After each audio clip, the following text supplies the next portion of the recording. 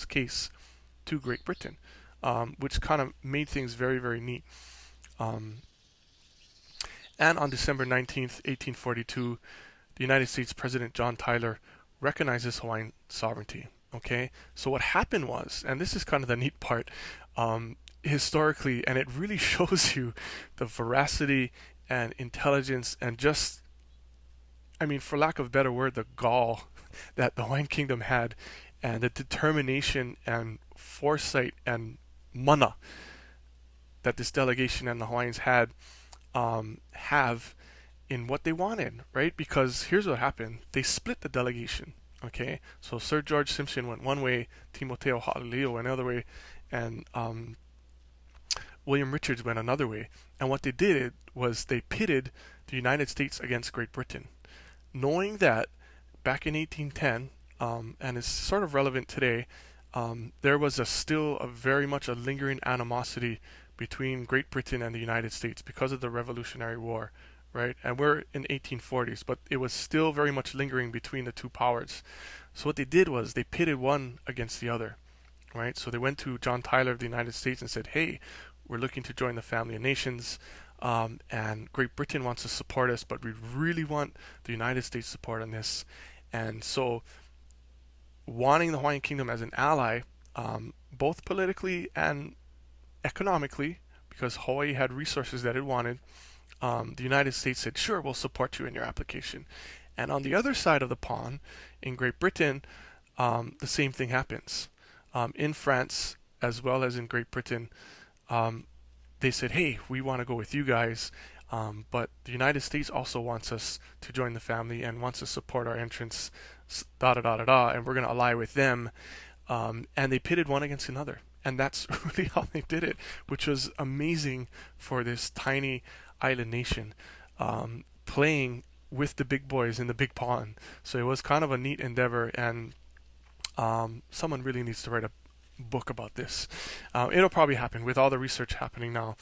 So in March 17th, King Louis Philippe of France recognizes Hawaiian sovereignty. And April 1st, which was just April Fool's Day, 1843, Queen Victoria of Great Britain recognizes Hawaiian sovereignty, and that was no joke. And what the culmination of that was called the Anglo-Franco Proclamation of Hawaiian Sovereignty. November 28th, 1843, Queen Victoria, King Louis Philippe jointly recognized Hawaiian sovereignty. Okay, and November 28th was the day we entered the International Family of Nations, and that became independence. That was our Independence Day. November 28th was a national holiday in the Hawaiian Kingdom, and it was celebrated as Independence Day. It was called in Hawaiian La Ku'oko'a, and many of you out there may have heard that term La Ku'oko'a, which is Independence Day. Okay, and if you look here, one of our HSLP members found this document of a flag, which was flown. Oh, this was a flyer, a program that was used in November 1873, 30 years later after independence. And if you look there, it says La Ku'oko'a o Hawaii nei, Independence Day, Hawaiian Independence Day, November 28th, 1843, which was the original date. The Hawaiian flag, which was our Hawaiian flag, as it still looks today. And on the bottom, if you notice, there's kind of a neat quote there that says "Hai nani o Hawaii e mau kona velo ana," which is, I think, just a beautiful phrase. It means our beautiful Hawaiian flag, may it continue to wave forever. That's awesome. And November 28th, 1873 was the date that this was. So let's check it out.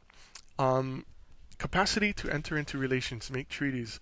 So right after independence, we went out, the Hawaiian Kingdom went out and secured treaties with all these different nations around the world.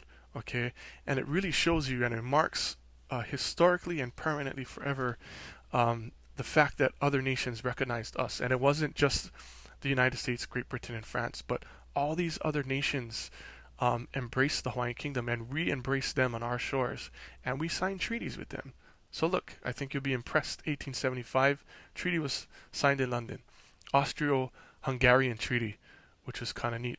which probably was the time of the Habsburgs, the Hungarian Austro rulership. Belgian Treaty 1862, signed in Brussels.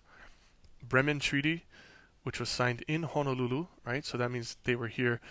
Bremen was a former state, which is now part of modern day Germany, right? Danish Treaty, the Danes, 1846, signed in Honolulu. The French Treaty, signed by 1857, signed by Napoleon, signed in Honolulu. German Treaty, 1879, signed in Berlin. British Treaty, another treaty, July 10th, 1851. Hamburg Treaty, right? Again, another former province that is now part of the German state, 1848. Italian Treaty, July 22, 1863. Japanese Treaty, signed in Yedo, which is Edo. Can anybody know? Does anyone know what modern city that is? It's Kyoto. 1871 Dutch Treaty, 1862, signed in The Hague. Portuguese Treaty, 1882. Russian Treaty, 1869, signed in Paris. Samoan Treaty, 1887. This, however, was not, and this kind of highlights the difference between nation states and non-nation states, or circles and triangles. Okay, this was a treaty of political confederation. It was not a formal treaty like the other treaties you just saw, because at the time, Samoa was not an independent nation, so it could not sign a formal circle-to-circle agreement. Okay. Moving on, Spanish Treaty, Swiss Treaty, Swedish-Norwegian Treaty, 1852, American Treaty, 1849, and that's a lot of treaties. And by 1854, Hawaiian Kingdom was declared a neutral state. This is important because this was a proclamation of Hawaiian neutrality. This is pure genius right here. So like the Swiss today, right, and several other nations around the world, you have neutral states. Neutral states or neutral nations are there that in times of war or conflict, they cannot be invaded. They cannot participate in wars, world wars, or mass conflicts between nations. They're neutral, okay?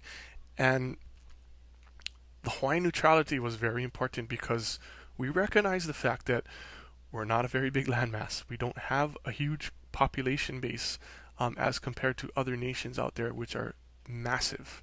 And that sort of leads us to the fact that if there ever was a war, right, Hawaiian nationals would be ineffective in defending themselves based on that fact. Okay, so what do? You declare yourself neutral. Okay, genius, logic. And by 1893, Hawaii manned over 90 embassies. By 1893, embassies and consulates throughout the world. Hawaiian Embassy in Washington, D.C., consulate generals in the cities of New York, San Francisco. Since January 1st, Hawaii has also become a member of the Universal Postal Union. Okay, so we're going to end here, and for next week we're going to continue on this discussion.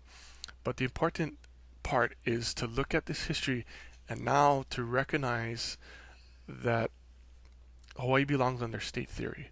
Okay, it's not a colony, but we're going to keep on with our investigation and presenting more evidence to this effect.